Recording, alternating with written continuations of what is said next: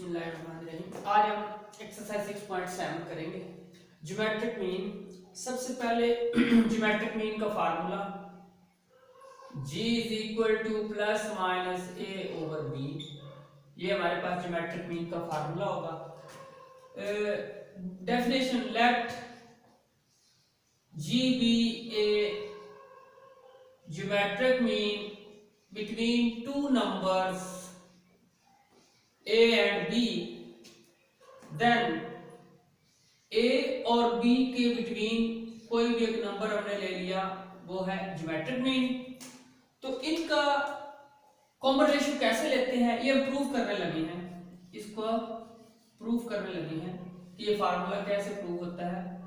Second term divided by first term, second by cross multiplication g square is equal to ab, g is equal to plus minus ab। तो इस तरह से geometric mean का ये formula हमने generate कर लिया। अब ज्योमेट्रिक मीन के हम क्वेश्चंस लेते हैं। एक्सरसाइज 6.7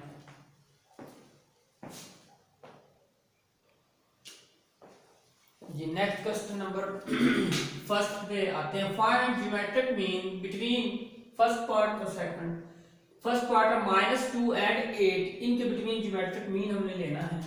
तो ये जो फर्स्ट टर्म है ये a होगी और सेकंड वाली टर्म ये b होगी। एज वी नो दैट, अभी हमने इसका फार्मूला पढ़ा, geometric mean is equal to plus minus ab, g is equal to plus minus a क्या था हमारे पास -2, b हमारे पास 8 था, प्लस माइनस 16, ये नेगेटिव आ जाएगा।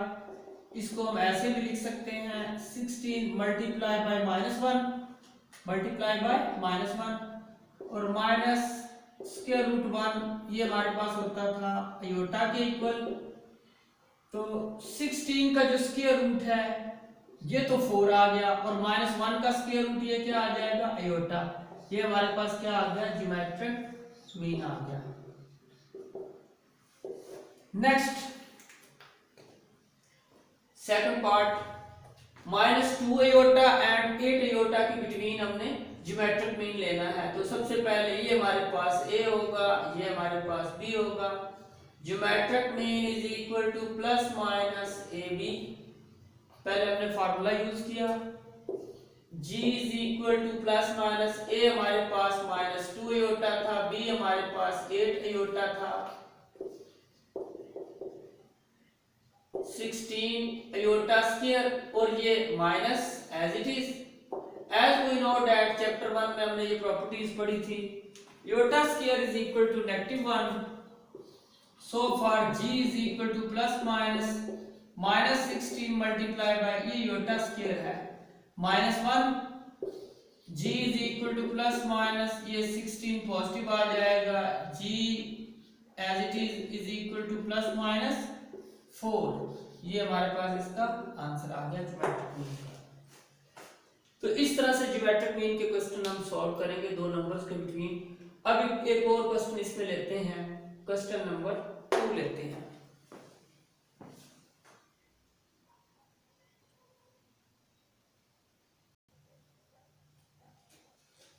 जी next question number 2, insert 2 geometric mean between 1 and 8। अच्छा, इसमें भी ज्योमेट्रिक मीन में भी जब हम g1 फाइंड करेंगे तो ar यूज करेंगे और g2 फाइंड करेंगे तो ar2 हम ये फार्मूला हम इसका लिखेंगे। जैसे अरिथमेटिक मीन में लास्ट एक एक्सरसाइज पढ़ी थी। अरिथमेटिक मीन में जब हम a1 होता था तो a + 1d हम लिखते थे, a2 होता था तो a + 2d और a3 होता था तो a + 3d। ये अरिथमेटिक प्रोग्रेशन में या अरिथमेटिक मीन में हम ये टर्म यूज कर चुके हैं। और अरिथमेटिक मीन में हम अरिथमेटिक प्रोग्रेशन की हेल्प लेते थे। अरिथमेटिक प्रोग्रेशन क्या थी, an = a + n - 1 * d, इसको हम यूज करते थे। और इसमें अगर a2 होती थी तो हम लिखते थे a + 1d, अगर a3 होती थी तो a + 2d, एक टर्म कम करके लिखते थे, लेकिन जब मीन की बारी आती थी, अर्थमेटिक मीन जब हम सॉल्व करते थे, उसमें a1 is equal to a plus 1d, a2 is equal to a plus 2d हम लिखते थे, और स्मॉलर में हम एक लेस करके लिखते थे इस टर्म्स को। अर्थमेटिक प्रोग्रेशन, अर्थमेटिक मीन को सॉल्व करने के लिए हम अर्थमेटिक प्रोग्रेशन की हेल्प लेते थे। इसी तरह ज्योमेट्रिक मीन को सॉल्व करने के लिए हम ज्योमेट्रिक प्रोग्रेशन की हेल्प लेंगे। ज्योमेट्रिक प्रोग्रेशन क्या थी?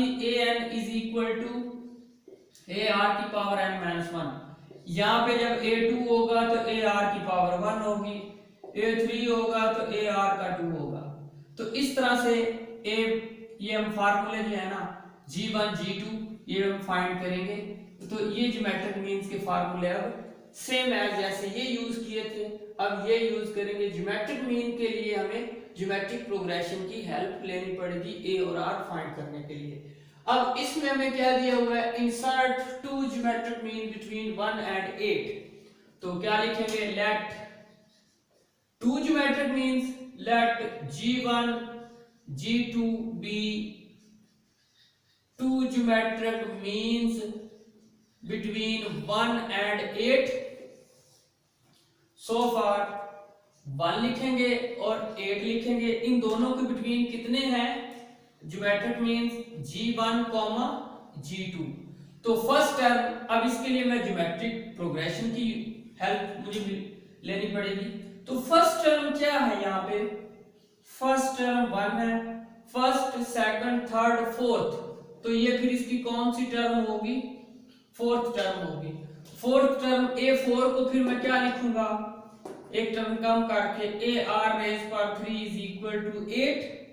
a हमारे पास कितना है? 1 यहां पुट कर देंगे, r cube is equal to 8 को लिख सकते हैं 2 की पावर 3। बेसिस सेम हो जाए तो पावर लिखते हैं, पावर सेम हो जाए तो बेसिस। तो ये पावर से कंपेयर होगी, r इज इक्वल टू 2 आ गया। a और r हमने फाइंड कर लिया। अब हमने दो ज्योमेट्रिक मीन्स लिए थे, hence g1 is equal to ar1 होगा। a हमारे पास 1 है, r हमारे पास 2 है, ये पहला 2 आ गया। दूसरा हमें g2 चाहिए था, तो इसका फार्मूला ar स्क्वायर होगा। तो a हमारे पास 1 है, r हमारे पास 2 है, वैल्यू पुट कर देंगे तो ये 4। ये इसके दो हमारे पास इसके आंसर आ गए। तो इस तरह से हम ज्योमेट्रिक मीन फाइंड, अगर वो कह देता 3 अरिथमेटिक मीन फाइंड करो, तो हमने यहां बताना था g1 g2 g3। और इसी तरह a और r, a तो फर्स्ट टर्म होगी, r हम फाइंड करने के लिए हम ज्योमेट्रिक प्रोग्रेशन को यूज करेंगे r फाइंड करने के लिए, जैसे ये की। अब फार्मूला ज्योमेट्रिक मीन्स का g1 ar और ये g2 ar square, value put कर दी a और r की फार्मूले और ये दो आ गए। नेक्स्ट इसका सेकंड पार्ट देखते हैं। ये हमारा फर्स्ट पार्ट था क्वेश्चन 2 का। एक और देखते हैं, मजीद क्लियर हो जाएगा।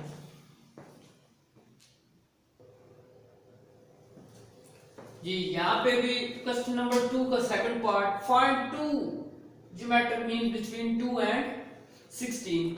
तो सॉल्यूशन में आते हैं।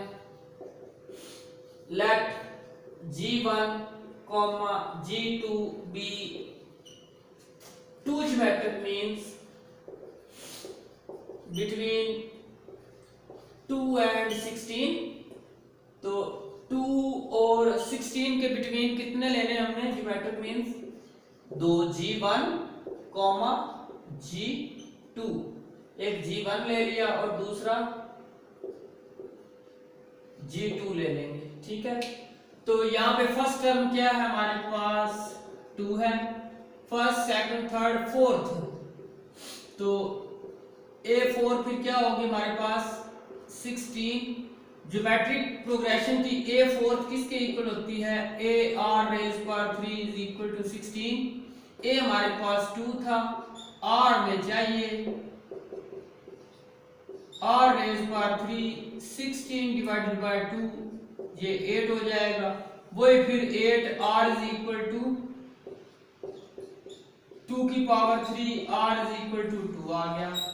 a और r आ गया, तो हमें दो चाहिए थे, g1 G1 is equal to था ए आर की पावर 1, ए हमारे पास 2 था, आर भी 2, तो ये 4 हो गया।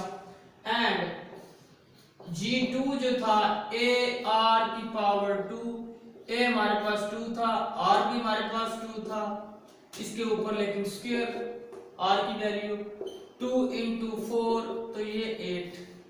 ये फर्स्ट ज्योमेट्रिक मीन आ गया, ये सेकंड, तो ये हमारा आंसर था। नेक्स्ट एक और देखते हैं, क्वेश्चन नंबर 3।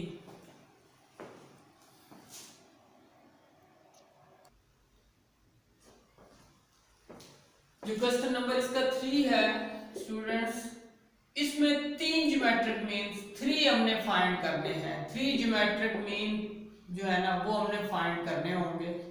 तो इसमें हम क्या कर लेंगे, G1, G2 और G3। तो क्वेश्चन नंबर 3 जो है ये सेम है, ये अब आप खुद ट्राई करेंगे क्वेश्चन नंबर 3, बाकी नेक्स्ट लेक्चर में देखेंगे। क्वेश्चन 3 जो है वो उसमें 3 आप लेट कर लेंगे, G1, G2, G3, और वो जो भी 2 नंबर होंगे, ए फर्स्ट टर्म और आर निकालने के लिए वो फिफ्थ वाली जो टर्म होगी, ए फिफ्थ को ए आर 4 लिख के आर निकाल लेंगे, G1, G2, G3 सेम है। ये अब आप खुद उसकी प्रैक्टिस करेंगे। Question number 3।